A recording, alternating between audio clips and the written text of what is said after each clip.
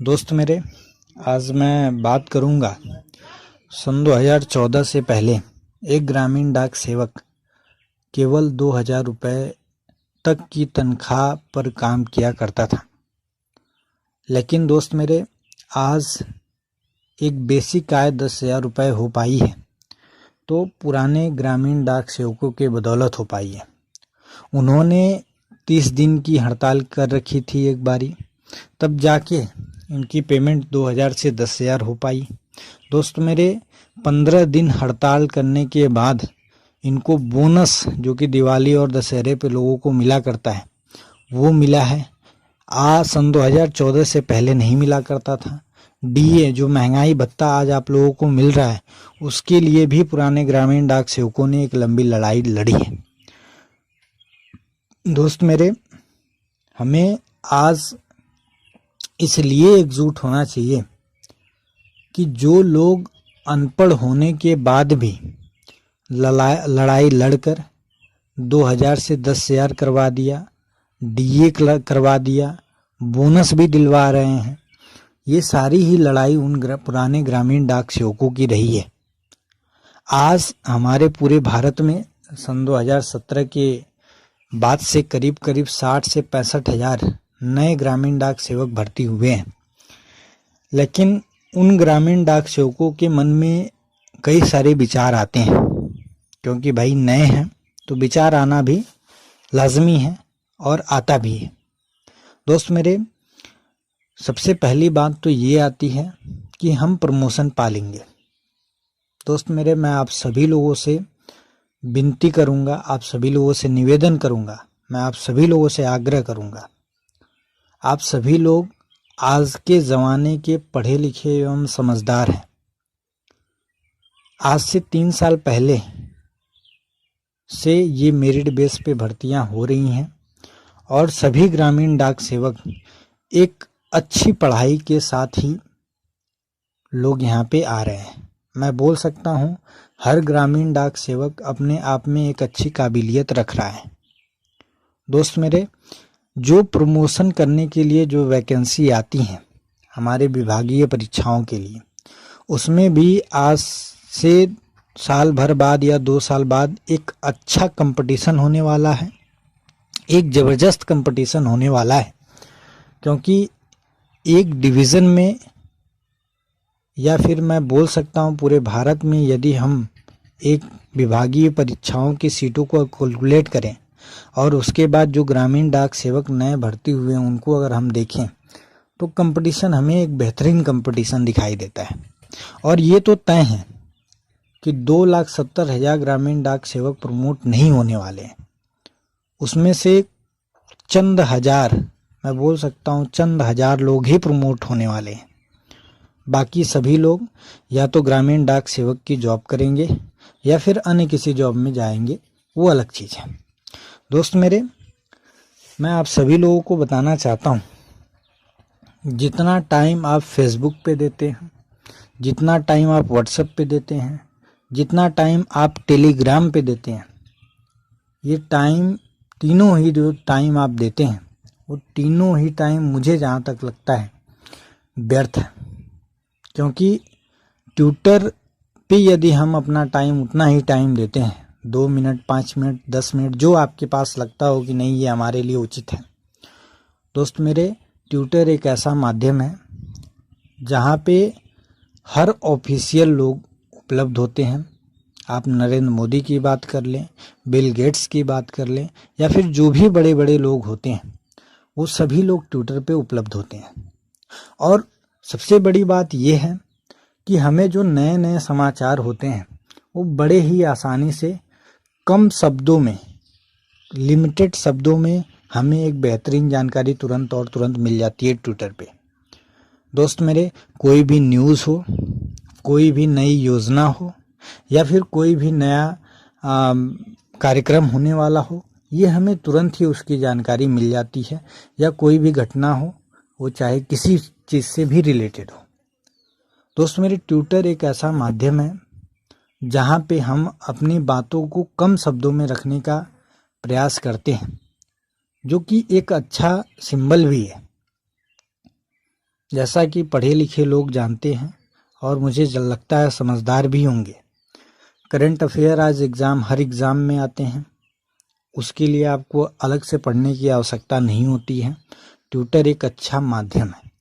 वहाँ पे आप अपनी समस्याओं को 2 से 3 मिनट में लिख सकते हैं।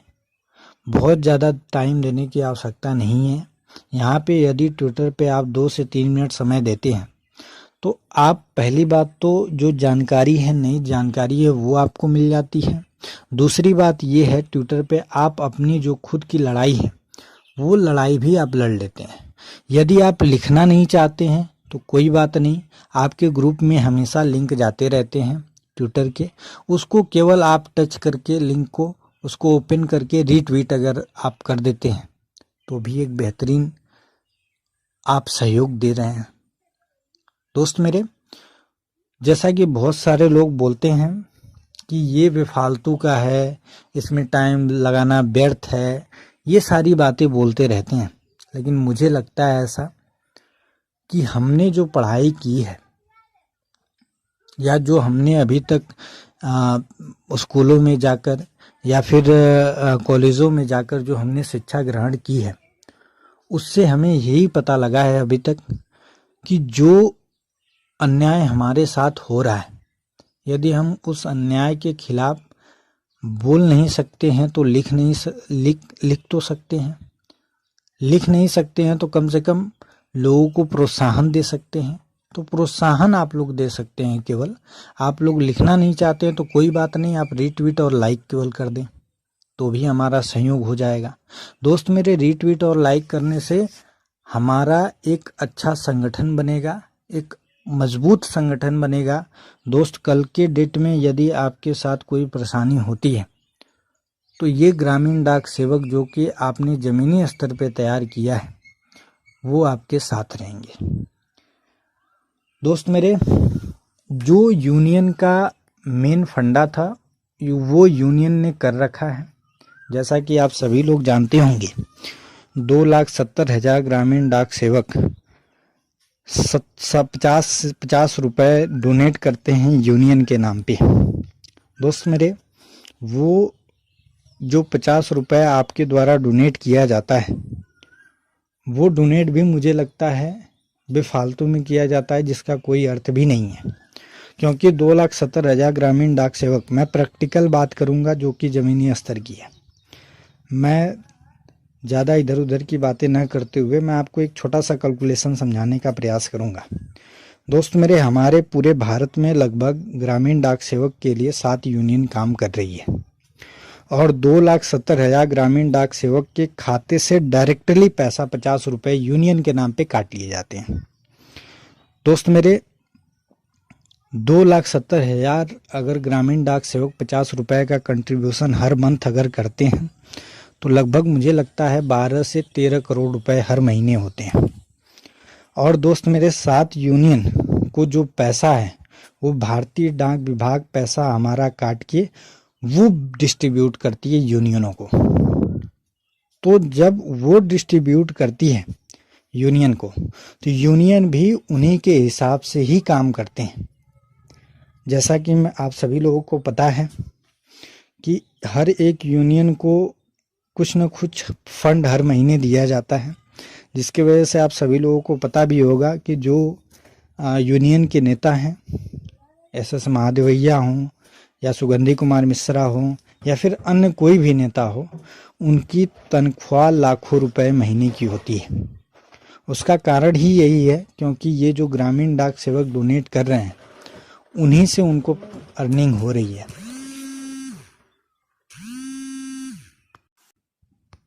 मैं आप लोगों को इतना सा समझाना चाहता हूँ कि जो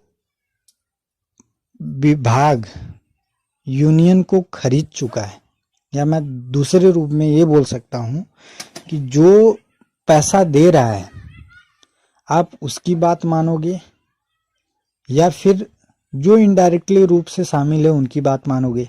यदि यूनियन भारतीय डाक विभाग की बातों को नहीं मानेगी तो शायद वो उन्हें फंड भी देना बंद कर देगी। दोस्त मेरे, यही विशेष कारण रहा है कि आज जो हमारे यूनियन के नेता लोग हैं वो एक अच्छे कार में, एक अच्छे घर और एक अच्छे मकान में रहा करते हैं, लेकिन एक ग्रामीण डाक सेवक रोज का रोज हर महीने 50 रुपए डोनेट करके अपनी स्थिति को भी बेकार करता है तथा मैं बोल सकता हूँ यूनियन को भी बढ़ावा देने का कार्य करता है, जो कि अत्यंत ही निंदनीय है। दोस्त मेरे, आप सभी लोग एक पढ़े लिखे समझदार लोग हैं। मैं आप सभी लोगों से निवेदन करूंगा, आप सभी लोगों से आग्रह करूंगा, आप सभी लोग जो ट्विटर पे समय देते हैं, जो आप लोग व्हाट्सएप पे समय देते हैं या फिर जो आप समय फेसबुक पे देते हैं, वो समय आप बंद कर दें। वो सीधे सीधे यदि आपने समय ट्विटर पे देने लगे तो मुझे लगता है आपका एक अच्छा और नया स्किल डेवलप होगा। एक तरह से आपका काम भी हो जाएगा। मैं आपको बहुत ज़्यादा टाइम की मांग नहीं करता हूँ, केवल यदि आप एक दिन में 5 से 7 मिनट भी यदि ट्विटर पे आपने ध्यान दिया तो मुझे लगता है एक अच्छा संगठन तैयार होगा और नए लोगों का संगठन तैयार होगा, क्योंकि नए लोग, मैक्सिमम नए लोग जो आ रहे हैं वो सभी लोग एंड्रॉयड फ़ोन का इस्तेमाल करते हैं और वो ट्विटर भी इस्तेमाल कर सकते हैं। बाकी आप सभी लोगों को ट्विटर के बारे में बताने की आवश्यकता नहीं है। बहुत सारे हैशटैग चलाए गए हैं, हमारे छात्रों द्वारा भी चलाए गए हैं।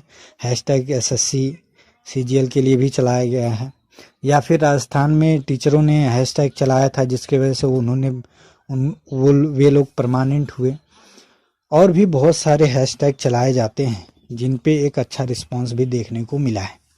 मैं आप सभी ग्रामीण डाक सेवकों से निवेदन करूंगा, आप सभी ग्रामीण डाक सेवकों से आग्रह करूंगा, जो आप यूनियन को पैसा डोनेट कर रहे हैं उस पैसे को यदि आप बंद कराना चाहते हैं तो आपको अकाउंट ऑफिस में मात्र एक एप्लीकेशन देना है और एप्लीकेशन देके आप यूनियन द्वारा जो पैसा काटा जा रहा है उसे आप बंद करवा सकते हैं।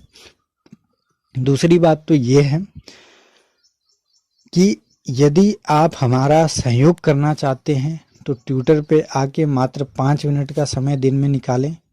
आप केवल हमारे ट्वीट को रीट्वीट और लाइक भी करते हैं तो ये भी एक सहयोग ही है, और लाइक और रीट्वीट करने में भी बहुत आसानी है। मैं आप सभी लोगों को दो वीडियो हैं, मैं आप सभी लोगों को भेज देता हूं। उसमें आप देखेंगे कि जो हम नोटिफिकेशन यदि ऑन कर देते हैं तो शटर में ही हमें लाइक और रीट्वीट का ऑप्शन आ जाता है, जिससे हम बिना फ़ोन को ऑन किए, मतलब बिना फ़ोन में ट्विटर को ऑन किए, ओपन किए ही हम लाइक और रीट्वीट करके हम ग्रामीण डाक सेवकों का सहयोग कर सकते हैं। दोस्तों, हैशटैग GDS एम्प्लॉयज़ हमारा एक परमानेंट हैशटैग है, जिसे आप यूज़ करके चाहें तो ट्विटर पे मात्र एक दिन का, या फिर मैं बोल सकता हूँ एक दिन में 5 मिनट का समय निकाल के भी लिख सकते हैं। दोस्त, ज़्यादा मैं बात नहीं करूँगा। बाकी आप सभी लोग समझदार हैं, पढ़े लिखे हैं, अनपढ़ तो है नहीं, है ना।